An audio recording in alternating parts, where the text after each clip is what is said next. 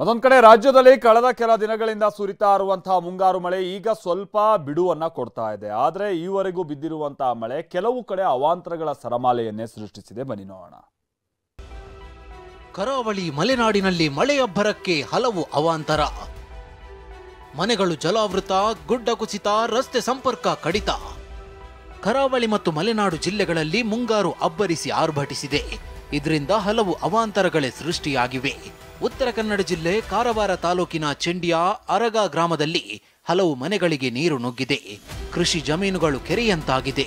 ಮನೆಗಳು ನೀರಿನಿಂದ ಆವೃತವಾಗಿದ್ದು ನಿವಾಸಿಗಳನ್ನ ಕಾಳಜಿ ಕೇಂದ್ರಕ್ಕೆ ರವಾನಿಸಲಾಗಿದೆ. ನಿನ್ನೆ ಬೆಳಗ್ಗೆ ಸುರಿದು ಕೊಂಚ ಬಿಡುವು ಕೊಟ್ಟಿದ್ದ ಮಳೆರಾಯ ರಾತ್ರಿ ಏಕಾಏಕಿ ಬಂದಿದ್ರಿಂದ ಹಲವು ಅಧ್ವಾನಗಳೇ ಆಗಿವೆ. ದೃಶ್ಯದಲ್ಲಿ ನೋಡಬಹುದು ಯಾವ ರೀತಿಯಾಗಿ ಮಳೆ ಅವಾಂತರ ಸೃಷ್ಟಿ ಮಾಡಿದೆ ಅಂತ. ರಾತ್ರಿ ಇಡೀ ಸುರಿದ ಮಳೆಯಿಂದಾಗಿ ಕಾರವಾರ ತಾಲೂಕಿನ ಚೆಂಡಿಯ ಪೋಸ್ಟ್ ಗ್ರಾಮದಲ್ಲಿರುವಂತಹ ಮನೆಗಳಿಗೆ ಜಲದಿಗ್ಬಂಧನ ಆಗಿದೆ. ನಾವು ಇವತ್ತು ಕೆಲವು ಮನೆಗಳನ್ನು ತೋರಿಸ್ತಾ ಇದ್ದೀವಿ. ಇದು ಈ ರೀತಿಯಾಗಿ ಕಾರವಾರ ಭಾಗದಲ್ಲಿ ಸುಮಾರು ಇವತ್ತು ಅಂದಾಜಿಸಿದರೆ ಸುಮಾರು 70ಕ್ಕಿಂತಲೂ ಹೆಚ್ಚು ಮನೆಗಳಿಗೆ ಇದೇ ರೀತಿಯಾದ ಪರಿಸ್ಥಿತಿ ಇದೆ. ಕಾರವಾರ ತಾಲೂಕಿನ ಇಡೂರು ಗ್ರಾಮದಲ್ಲಿ ಮನೆಗಳಿಗೆ ಮಳೆ ಜಲದಿಗ್ಬಂಧನ ಹಾಕಿದೆ. ಮಳೆಯಿಂದಾಗಿ 30ಕ್ಕೂ ಹೆಚ್ಚು ಮನೆಗಳು ಜಲಾವೃತವಾಗಿದೆ. ಕೆರೆಯಂತಾದ ಕೃಷಿ ಜಮೀನು ಮತ್ತು ರಸ್ತೆ ಸಂಪರ್ಕ ಕಡಿತದಿಂದಾಗಿ ನಿನ್ನೆ ರಾತ್ರಿಯೇ ಕೆಲವರು ಬೇರೆಡೆ ಸ್ಥಳಾಂತರವಾಗಿದ್ದಾರೆ. ಜಮೀನುಗಳಲ್ಲಿರುವಂತಹ ಸುಮಾರು 30ರಿಂದ 40 ಗ್ರಾಮಗಳಿಗೆ ಹೋಗುವಂತಹ ರಸ್ತೆಯ ಪಕ್ಕದಲ್ಲಿರುವಂತಹ ಮರಗಳು ಪೂರ್ತಿಯಾಗಿ ಜಲಾವೃತಗೊಂಡಿದೆ. ಮರಗಳ ಪಕ್ಕದಲ್ಲಿಯೇ ಜಮೀನಿದೆ. ಜಮೀನುಗಳಲ್ಲಿ ಅಂತೂ ಹೇಳೋದು ಬೇಡ, ಅಲ್ಲಿರುವಂತಹ ಬೆಳೆ ಅಂತೂ ಸಂಪೂರ್ಣವಾಗಿ ಜಲಾವೃತವಾಗಿದೆ.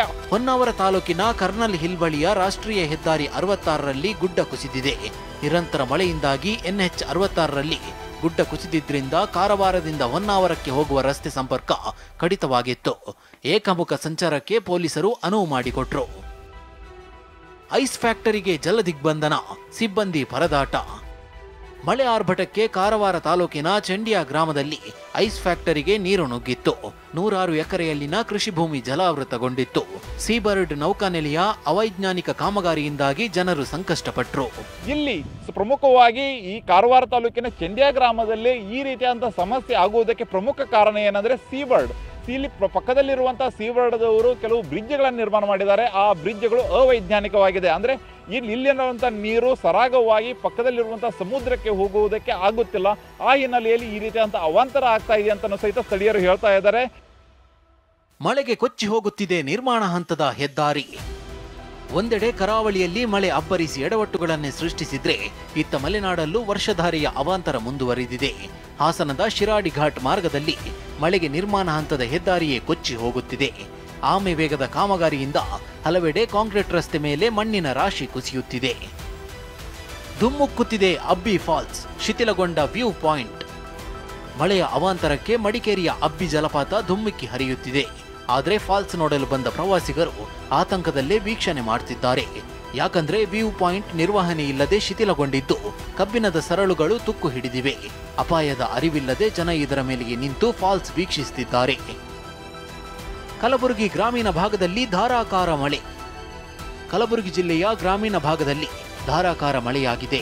ಅಫಜಲಪುರ ತಾಲೂಕಿನ ಸಿದನೂರು ಗ್ರಾಮದ ಬಳಿಯ ಸೇತುವೆ ಜಲಾವೃತಗೊಂಡಿದೆ. ಜನಜೀವನ ಸಂಪೂರ್ಣ ಅಸ್ತವ್ಯಸ್ತಗೊಂಡಿದ್ದು ಸಿದನೂರು ರೇವೂರ ಗ್ರಾಮದ ಮಧ್ಯೆ ರಸ್ತೆ ಸಂಪರ್ಕ ಕಡಿತಗೊಂಡಿದೆ. ವಾಹನ ಸವಾರರು ಪರದಾಡಿದ್ದಾರೆ. Bureau report, TV9.